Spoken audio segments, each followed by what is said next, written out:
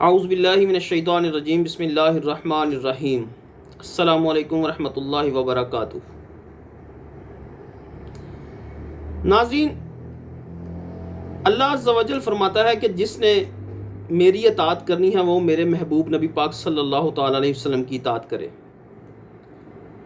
اور نبی پاک صلی اللہ تعالیٰ علیہ وسلم کی اطاعت کا مراد ہے کہ اپنا تن من دھن سارا کچھ جو ہے نا وہ سرکار صلی اللہ تعالیٰ علیہ وسلم کی ذات اقدس پہ قربان کر دینا۔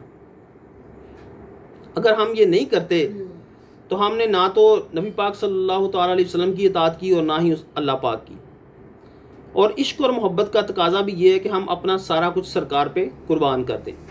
اب اس بارگاہ میں جا کے کس طرح بیٹھنا ہے، کس طرح بولنا ہے، یہ سارے طریقہ کار بھی ہمیں بتائے گئے ہیں، کیونکہ ہم وہاں پہ جا کے شور شرابہ اپنی زبان کو اونچی آواز میں بھی بولنے کی اجازت نہیں دے سکتے۔ اس کی وجہ یہ ہے کہ اللہ پاک ہی قرآن پاک میں فرماتا ہے کہ میرے محبوب کے سامنے اپنی آواز کو بھی اونچا نہ کرو، وہ نہ ہو کہ میں تمہارے اعمال ضائع کر دوں اور تم لوگوں کو خبر بھی نہ ہو۔ یہ قرآن پاک کا فیصلہ ہے۔ تو پھر ہم کس طرح اس محبوب کی بارگاہ میں جا کے آواز اونچی کر سکتے ہیں؟ اب المیہ یہ ہے کہ ہم لوگ اکثر جو نبی پاک صلی اللہ تعالیٰ علیہ وسلم کے بارگاہ اقدس میں حاضر ہوتے ہیں نا، وہاں پہ ہم جاتے ہیں کچھ لینے کے لیے، کچھ پانے کے لیے، کچھ حاصل کرنے کے لیے۔ لیکن اگر ہم وہاں پہ جا کے بھی محبوب کی بارگاہ میں جا کے بھی ہم نے دنیا داری کی باتیں کرنی ہیں، اپنے کاروبار کی باتیں کرنی ہیں، ہنسی مذاق کرنا ہے، ٹھٹھے لگانے ہیں، تو پھر یہ سمجھ لیں کہ ہم وہاں سے کچھ لے کے نہیں آئیں گے، بلکہ اگر ہمارے نامہ اعمال میں کچھ جو نیکیاں ہوں گی نا تو وہ بھی ہم ضائع کروا کے آ جائیں گے، کیونکہ ہم نے وہ کچھ تو کیا نہیں جس کی ہمیں کہا گیا تھا کہ اس طرح محبوب کی بارگاہ میں آؤ۔ تو اگر عشق اور محبت کی بات کریں نا، جو لوگ سچ میں عاشق رسول ہیں، تو خلافت عثمانیہ کے 34ویں خلیفہ عبدالحمید ثانی صاحب پائے کہ کمال کے عاشق رسول صلی اللہ علیہ وسلم پائے گئے۔ آپ کے زمانے میں استنبول سے مدینہ شریف کے لیے ایک پٹری بچھائی گئی ٹرین چلانے کے لیے، اور مدینہ شریف میں ایک اسٹیشن بنایا گیا جس کا نام ترکی رکھا انہوں نے۔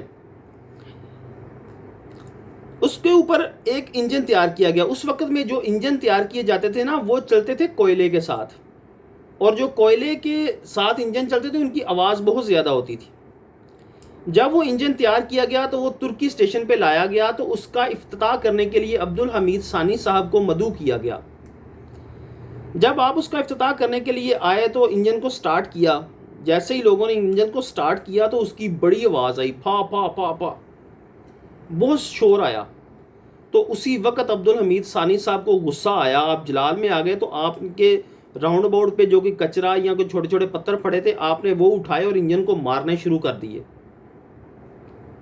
اور آپ نے کہا کہ تو میرے سرکار نبی پاک صلی اللہ تعالیٰ علیہ وسلم کے شہر میں اتنا شور کرے گا، تیری اتنی بلند آواز ہوگی، مجھے یہ گوارا نہیں ہے۔ تو کہتے ہیں کہ اسی وقت اس انجن کو بند کروا دیا، اور وہ انجن آج بھی وہیں پہ کھڑا ہے، اور وہ ترکی اسٹیشن سے نام سے وہ جو اسٹیشن ہے وہ آج بھی مدینہ شریف میں موجود ہے۔ تو یہ تھے عاشق رسول کے جن کو یہ بھی گوارا نہیں تھا کہ وہاں پہ چلنے والی جو ٹریفک ہے نا اس کا بھی اتنا شور ہو اس شہر میں۔ تو وہ خود ان کا کیا طریقہ کار ہوگا، خود وہ اپنے آپ کو کس طرح اس بارگاہ اقدس میں پیش کرتے ہوں گے۔